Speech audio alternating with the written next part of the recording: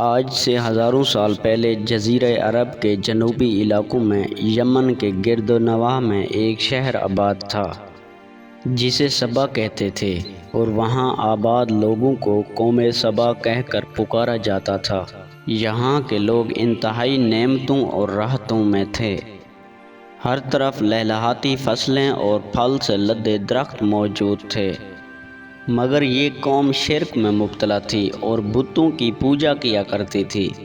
جب وہاں کے بادشاہ شرجیل بن مالک کی موت ہوئی تو اس کی بیٹی بلقیس نے حکومت کی بھاگ دوڑ سنبھال لی۔ بعض مورخین نے لکھا ہے کہ بلقیس کے والدین میں سے ایک جنات میں سے تھے، مگر اس نظریے کی کوئی واضح دلیل نہیں ملتی۔ ملکہ بلقیس ایک قابل عورت تھی جس نے یمن پر 9 سال خوبصورتی سے حکومت کی۔ دنیا کے بیشتر علاقوں میں جو تجارت ہوتی تھی وہ سبائیوں کے ہاتھ میں تھی۔ یہی وجہ تھی کہ یہ قوم انتہائی دولت مند تھی، مگر یہ وہ زمانہ تھا جو مشرق سے مغرب تک ایک عظیم بادشاہ کی طاقت اور جاہ و جلالت کا ڈنکا بجتا تھا، جسے تاریخ میں سلیمان ابن داؤد کے نام سے جانا جاتا ہے۔ حضرت سلیمان علیہ السلام کی حکومت دنیا کے بیشتر ممالک میں تھی، جس کا دارالحکومت یروشلم تھا۔ آپ کو ہوا، جنات، چرند پرند اور جانوروں پر حکومت حاصل تھی۔ ایک دن کا واقعہ ہے کہ حضرت سلیمان علیہ السلام نے دربار لگایا تو جن و انس، جانور، پرندے سب کے سب حاضر ہوئے، مگر ان کا ایک چہچہیتا پرندہ ہدہد غائب تھا۔ حضرت سلیمان علیہ السلام نے پوچھا کہ ہدہد کہاں ہے؟ آپ نے فرمایا کہ اگر ہدہد اپنی غیر حاضری کی مناسب وجہ بیان نہ کر سکا تو اس کو ذبح کر دیا جائے گا۔ ابھی یہ گفتگو ہو رہی تھی کہ ہدہد حاضر ہو گیا۔ پوچھا گیا کہ ہدہد تم کہاں تھے؟ اس نے بڑے اطمینان اور تمیز سے جواب دیا، اے اللہ کے پیغمبر، میں اڑتے اڑتے ایک ایسے ملک پہنچ گیا جہاں پر لوگ شرک میں مبتلا ہیں۔ وہ آگ اور بتوں کی پوجا کرتے ہیں۔ ان کی ایک رانی ہے جسے وہ بلقیس کے نام سے پکارتے ہیں۔ وہ بہت بڑے تخت پر بیٹھ کر حکومت کرتی ہے۔ اس کے تخت میں قیمتی ہیرے جواہرات لال زمرد جڑے ہوئے ہیں، اور اس کے پاس تمام شاہی سامان آرائش و نمائش کے موجود ہیں۔ حضرت سلیمان علیہ السلام نے کہا کہ اگر یہ بات سچ ہے تو میرا خط اس ملکہ تک پہنچاؤ تاکہ وہ شرک سے باز آ جائیں، اور خط پہنچانے کے بعد وہاں بیٹھ کر سنو کہ وہ کیا رد عمل کرتی ہیں، اور پھر مجھے آ کر خبر دینا۔ حضرت سلیمان علیہ السلام نے خط کو روانہ کیا، جو کچھ یوں تھا: شروع اللہ کے نام سے جو بڑا مہربان اور رحم فرمانے والا ہے۔ یہ عزت والا خط سلیمان ابن داؤد کی جانب سے ملکہ سبا بلقیس کی طرف ہے۔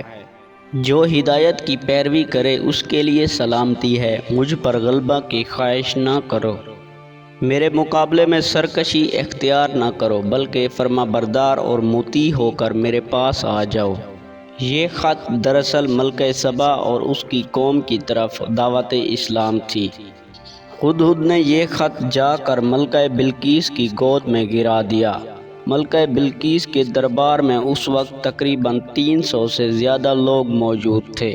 انہوں نے جب یہ خط پڑھا تو وہ طیش میں آ گئے اور کہا کہ یہ ہماری توہین ہے، ہمیں اس کا سخت جواب دینا چاہیے۔ مگر ملکہ بہت سمجھدار تھی، اس نے ان کو سمجھایا کہ خط سے پتہ چل رہا ہے کہ یہ کوئی عام شخص نہیں، خدا کا کوئی پیغمبر ہے، لہٰذا ہمیں حکمت سے کام لینا چاہیے۔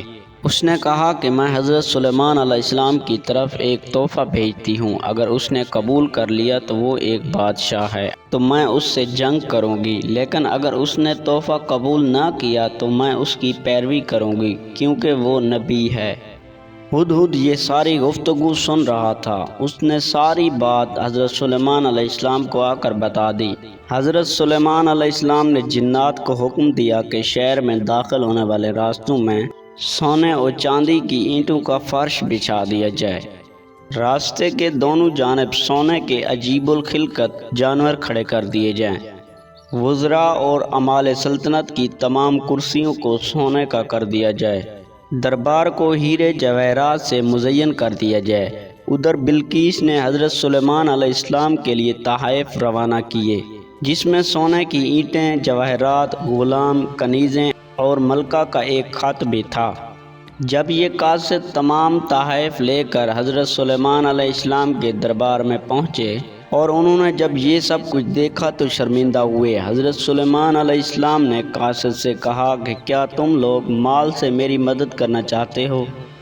مگر دیکھ لو، جو کچھ اللہ نے مجھے دے رکھا ہے وہ اس سے بھی زیادہ ہے جو تم لے کر آئے ہو، لہٰذا تمہارے تحائف تمہیں مبارک ہوں، اور یہ لے کر تم واپس جاؤ اور اپنی ملکہ سے کہنا کہ ہمارا انتظار کرے، ہم ایک زبردست لشکر لے کر آئیں گے۔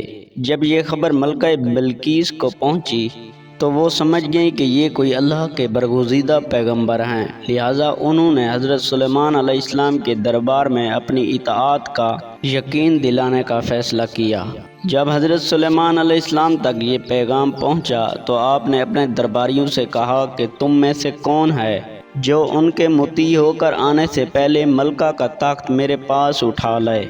ایک دیو ہیکل جن نے کہا کہ آپ کے دربار کو برخاست کرنے سے پہلے میں یہ لا سکتا ہوں، میں اس کام کی پوری قوت رکھتا ہوں اور امانت دار بھی ہوں۔ پھر ایک اور شخص جس کے پاس کتاب کا علم بھی تھا، اس نے کہا کہ میں یہ تخت آپ کو آپ کے پلک جھپکنے سے پہلے لا دوں گا۔ پھر حضرت سلیمان نے اس تخت کو اپنے پاس رکھا ہوا دیکھا اور پکار اٹھے، یہ میرے پروردگار کا فضل ہے، تاکہ وہ مجھے آزمائے کہ میں شکر کرتا ہوں یا ناشکری، اور جو شکر کرتا ہے اس کا شکر اس کے اپنے لیے ہی مفید ہے، اور اگر کوئی ناشکری کرے تو میرا پروردگار بے نیاز ہے اور اپنی ذات میں بزرگ و برتر ہے۔ مفسرین کے مطابق وہ شخص حضرت سلیمان علیہ السلام کا دوست تھا جس کا نام آصف ابن برخیہ بتایا جاتا ہے، اور بعض مفسرین نے لکھا کہ وہ آپ کا خالہ زاد بھائی تھا۔ حضرت سلیمان علیہ السلام نے اس تخت میں رد و بدل کر دیا اور اس کو پہلے سے بھی بہتر بنا دیا۔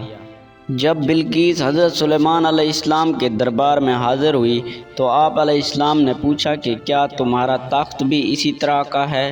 اس نے کہا کہ یہ تو گویا ہو بہو وہی ہے، اور ہمیں تو پہلے معلوم ہو چکا تھا اور ہم آپ کے فرما بردار ہو چکے تھے۔ بلقیس کے آنے سے پہلے حضرت سلیمان علیہ السلام نے ایسی عمارت بنانے کا حکم دیا جس کا فرش شیشے کا ہو، نیچے پانی جاری ہو، پانی میں مچھلیاں اور دوسرے آبی جانور ہوں۔ حضرت سلیمان علیہ السلام اس عمارت میں اپنے شاہی تخت پر جلوہ افروز تھے، اور شیشے کے نیچے سے پانی اپنی پوری آب و تاب سے بہہ رہا تھا، جبکہ اس کے اوپر شیشہ نظر نہیں آتا تھا۔ بلقیس کو اس محل میں لایا گیا۔ جب اس نے اس فرش کو دیکھا تو سمجھی کہ یہ پانی کا ایک حوض ہے، لہٰذا اپنی پنڈلیوں سے کپڑا اٹھا لیا۔ حضرت سلیمان علیہ السلام نے کہا کہ یہ تو شیشے کا چکنا فرش ہے۔ تب وہ شرمندہ ہوئی اور بول اٹھی، اے میرے پروردگار، میں سورج کی پوجا کر کے اپنے آپ پر ظلم کرتی رہی ہوں، اور اب میں نے سلیمان کے ساتھ اللہ رب العالمین کی اطاعت قبول کر لی، لہٰذا بلقیس پر یہ ظاہر ہو گیا کہ جس طرح وہ شیشے کو ایک لہریں مارنے والا پانی کا ایک حوض سمجھ بیٹھی، اسی طرح اس نے اور اس کی قوم نے سورج کی چمک اور دمک دیکھ کر اسے معبود اور خدا سمجھ بیٹھے۔ اسے اپنی اس غلطی پر انتہائی شرمندگی ہوئی۔ بعض مورخین نے لکھا کہ اس واقعے کے بعد ملکہ بلقیس مسلمان ہو گئیں اور حضرت سلیمان علیہ السلام کے نکاح میں آ گئیں، جبکہ بعض نے لکھا کہ آپ علیہ السلام نے بلقیس کو یمن واپس بھیج دیا اور اس کے لیے وہاں پر 3 بڑے محل تیار کروائے۔ دوستو، امید کرتا ہوں کہ آپ کو ہماری یہ ویڈیو اچھی لگی ہوگی، تو ویڈیو کو لائک، شیئر اور ہمارے چینل کو سبسکرائب کرنا مت بھولیں۔ تو مجھے دیجیے اجازت، اللہ حافظ۔